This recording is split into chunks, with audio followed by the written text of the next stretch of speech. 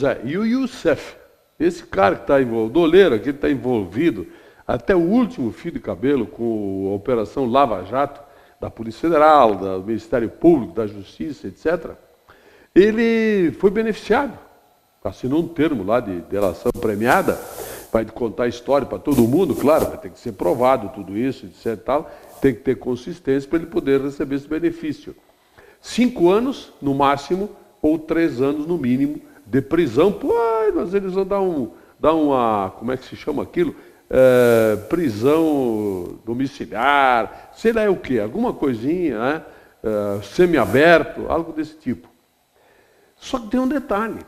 Esse cara já tinha sido condenado naquela história toda das contas CC5, no escândalo do Banco do Estado do Paraná, o Banestado, 30 bilhões de dólares transferidos dos riquinhos brasileiros aí para o exterior, conta CC5, sem que não houvesse fiscalização, origem, aquela coisa toda. Foi um rombo terrível nas contas brasileiras que aconteceu naquela época, protagonizado por esse cara, ele ajudando os amigos. Foi condenado, mas já faz tempo isso. Vai ser perdoado. Dá para acreditar um troço desse? Pois é. Aqui é assim, ó. A justiça, ela agiliza politicamente falando. A impressão que se tem é essa. Tanto que um procurador lá de São Paulo, ele esqueceu numa pasta diferente um processo vindo da Suíça sobre os roubos do trem-salão lá de São Paulo. 20 anos de governos PSDBistas roubando adoidado lá dentro de São Paulo, aquela história dos trens, né? Ele esqueceu, 3 anos. Agora está parado. Teve já gente que prescreveu, não tem mais como condenar porque está prescrito. Mas espera um pouco, por que acontece essas coisas aí?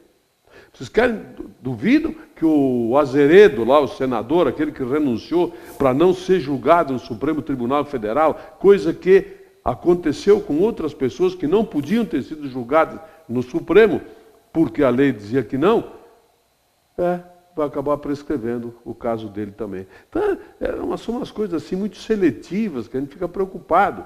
Tem que condenar, tem que julgar, condenar todos os corruptos de todos os partidos. Não tem virgem nessa zona da ladruagem brasileira. Só que tem uns que eles têm essas benesses, né? Eles esquecem, arquivo em pasta errada, processo fica lá parado, anos e anos e anos, aí acaba prescrevendo, e assim vai, e assim segue a justiça brasileira, as investigações brasileiras, e as acusações brasileiras. Mas, enfim, tem quem gosta, né? Os corruptos de alguns são melhores que os corruptos dos outros. Os seletivos, ética, moral, de honestidade, são seletivos. Os meus são bons, os outros não prestam. Só os outros que não prestam. Eles são assim. É por isso que o Brasil está nessa nhaca que anda. Por causa da seletividade, ética, moral e de honestidade que tem escambando. Soltas aí para esse Brasil lá fora. É só entrar na internet, nas redes sociais, nós vamos ver isso muito contundentemente. Crise hídrica. Está havendo uma seca terrível naquela região do Sudeste, Centro-Oeste, etc. Tanto que Belo Horizonte já foi dito ali, em Minas Gerais, que é a maior estiagem dos últimos 105 anos. Então, inclusive usinas que estão usando volume morto. Uma delas é a Ilha Solteira, que já foi até desativado, que é uma das maiores usinas de São Paulo, produz mais de 900 megawatts, produzia, né, nos bons tempos. Ou seja, está havendo uma crise hídrica séria, e a nossa matriz hidrelétrica, energética, é alicerçada nas usinas hidrelétricas. E aí? Nós temos mais de 50 termoelétricas no país. Começaram, a primeira só foi lá em 1883, não é engano, é 1883, a primeira termoelétrica que foi criada no Brasil. Depois, em 2000, quando viram que a situação estava terrível, começaram a se construir mais algumas, e aí foi se intensificando.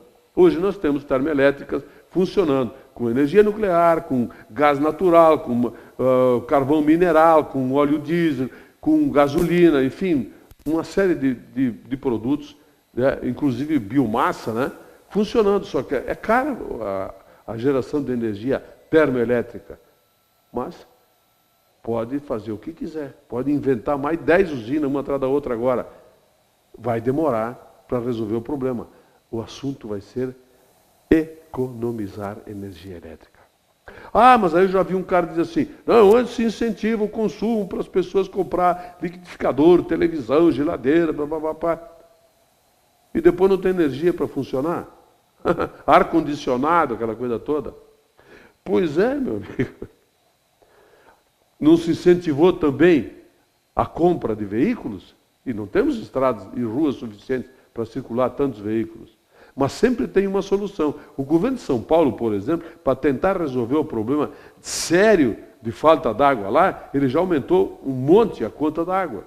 E vai aumentar novamente. E está incentivando quem economiza.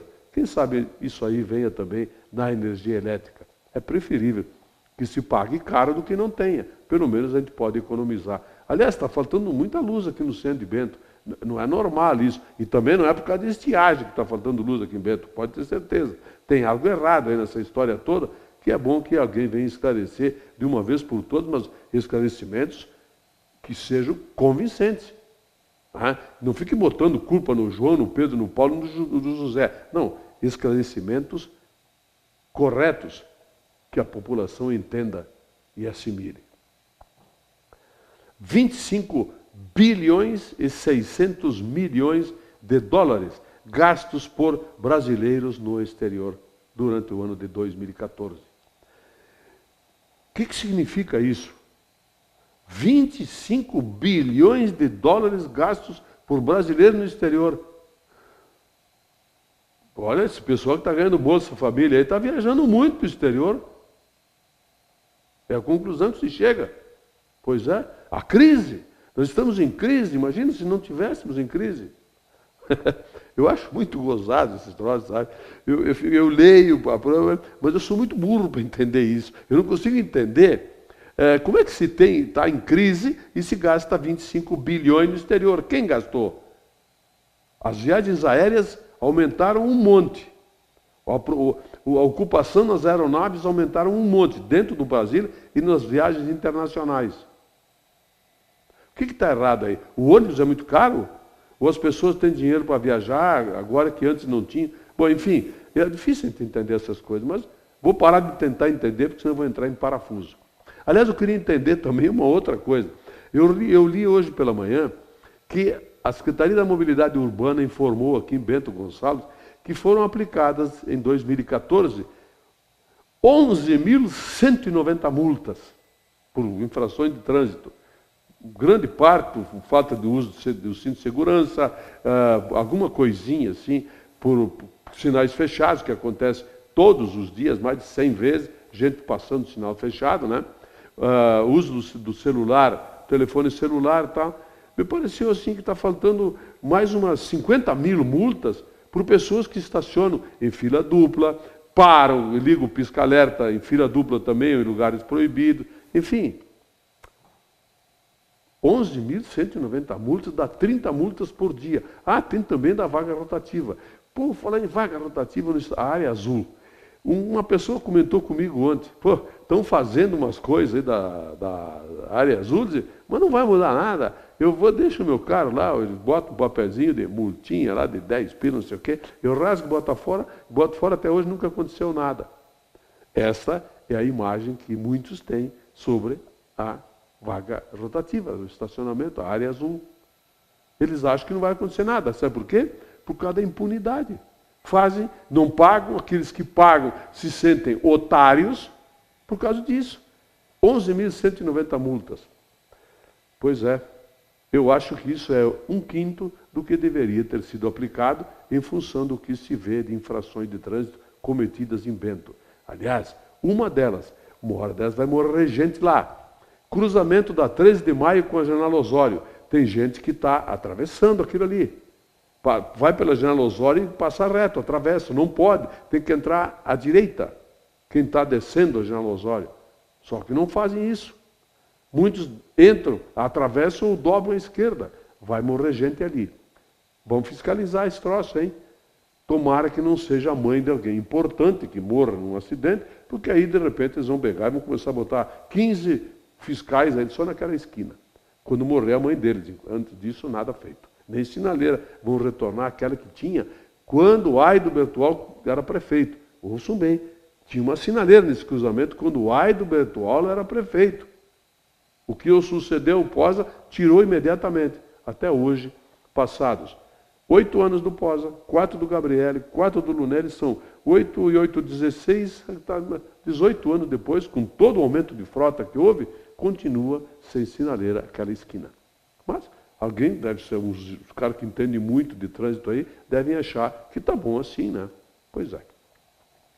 Domingo à noite, lá na Fundação Casa das Artes, o Lelo, filho de um grande amigo meu, um grande artista, Bento Gonçalves, um cantor que já cantou até na Itália e em todos os estados brasileiros aí, o Beto Valduga, o filho dele, vai estar lançando o seu CD, o Lelo, lá na Casa das Artes, às 20 horas, domingo, dia 25, né? O ingresso será 1 quilo de alimento não perecível. Vai ter lá também Papas na Língua e a Vera Louca, também ajudando a fazer o show junto com o Lelo. Imperdível, um belo programa para domingo de noite, para ter 1 quilo de alimento não perecível. Vamos prestigiar mais um artista, Bento Gonçalves, que aliás está morando em Porto Alegre já há algum tempo, mas vai fazer o lançamento do CD dele aqui.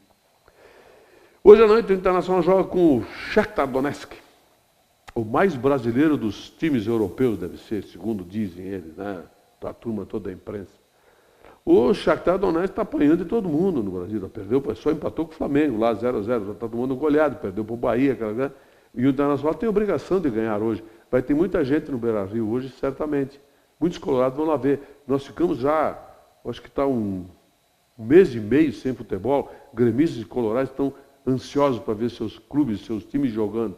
Essa é uma grande oportunidade para os colorados verem o Inter de 2015, que pretende ser tricampeão da América.